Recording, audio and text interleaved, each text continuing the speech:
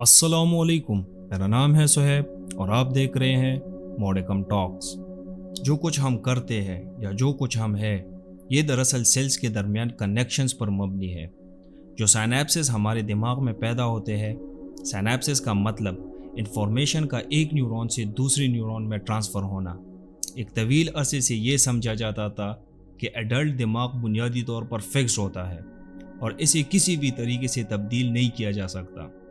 Modern evidence کے مطابق یہ مفروضہ اب اتنا غالب نہیں رہا اور ایڈلٹ دماغ کو زیادہ لچکدار اور زیادہ بدلنے والا تسلیم کیا جاتا ہے، یہاں تک کہ ہمارا دماغ خود کو ایکٹیولی استعمال کر رہا ہے، اپنے مختلف پارٹس کو کاتا رہتا ہے، جو کہ ایک عجیب بات ہے اور بالکل ایسا ہی ہے جو ہمیشہ سے ایسا ہوتا رہا ہے۔ فیگوسائٹوسس ایک ایسا عمل ہے جہاں سیلز چھوٹے سیلز یا مولیکیولز کو کاتے ہیں تاکہ انہیں اس سسٹم سے ہٹایا جا سکے۔ اس کا مطلب ہے کہ سیل دوسرے سیلز یا سبسٹانسز کو کاتے ہیں۔ ہمارا امیون سسٹم جو کہ وائٹ بلڈ سیل پر مبنی ہے، یہ پیتھوجن کو اس لیے کھا رہے ہیں کہ اس کو ہمارے جسم سے ہٹایا جا سکے تاکہ اس کا برا اثر ہمارے جسم پر نہ ہو۔ فیگوسائٹوسس کسی بھی وقت دماغ میں بہت زیادہ ہوتا رہتا ہے۔ پیتھوجنز اور مختلف حملہ آوروں کو باہر رکھنا واضح طور پر بہت اہم ہے۔ فیگوسائٹوسس صرف دماغ کو چلانے کے لیے ہو رہا ہے، اس کا مقصد ہومیوسٹاسس کو برقرار رکھنا ہوتا ہے۔ ہومیوسٹاسس دراصل تمام جسم کے سسٹم کا ایک بیلنس اسٹیٹ ہوتا ہے جو کہ جسم کے زندہ رہنے کے لیے اور صحیح طریقے سے کام کرنے کے لیے ضروری ہوتا ہے۔ یہ ذہن میں رکھنا ضروری ہے کہ دماغ ایک ناقابل یقین حد تک بزی اور ڈیمانڈنگ آرگن ہے۔ اندازے کے مطابق دماغ انرجی کا 1/3 حصہ زندہ رہنے کے لیے یا کوئی کام کرنے کے لیے استعمال کرتا ہے۔ اس کا مطلب ہے کہ دماغ ایک سیلولر پاور ہاؤس ہے جس کے اندر بے شمار پیچیدہ عمل ہوتے ہیں۔ ان تمام پروسیسز میں بہت زیادہ انسٹیبل بائیو پروڈکٹس ہوتے ہیں۔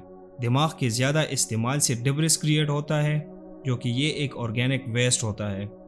ان سیلز کا جو مر جاتے ہیں، یہ زیادہ تر پروٹین لیفٹ اوور پر مشتمل ہوتے ہیں۔ اس پروٹین لیفٹ اوور سے بعد میں کلمپس پیدا ہو جاتے ہیں جو کہ یہ ایک ٹاکسن ہوتا ہے۔ اگر اس ڈبرس سے چھٹکارا حاصل نہ کیا تو یہ ٹاکسن چیزوں میں مشکلات ڈالتا ہے، بالکل اسی طرح جس طرح مہینوں کا کوڑا اگر ہٹایا نہ جائے تو ریزیڈینشیل اسٹریٹ میں گھومنا مشکل ہو جاتا ہے۔ سونے کے دوران بہت زیادہ سیلولر ڈبرس کا خاتمہ ہوتا ہے۔ یہ وہ تھیوری ہے جس کی وجہ سے ہم سوتے کیوں ہیں، اور فیگوسائٹوسس کا عمل یہ ہے کہ اسے کیسے صاف کیا جائے۔ اکثر اوقات دماغ کے کنیکشن کو ہٹانے یا تبدیل کرنے کی ضرورت ہوتی ہے۔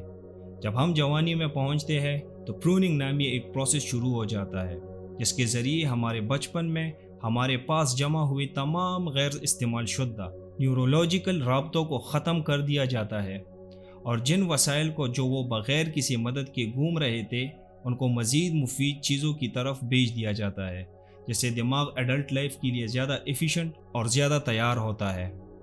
اور یہ سب اس لیے ہوتا ہے کہ دماغ حقیقی معنوں میں خود کو مسلسل کھا رہا ہے، لیکن ان طریقوں سے جو اسے بہتر بناتی ہے، نہ کہ بدتر۔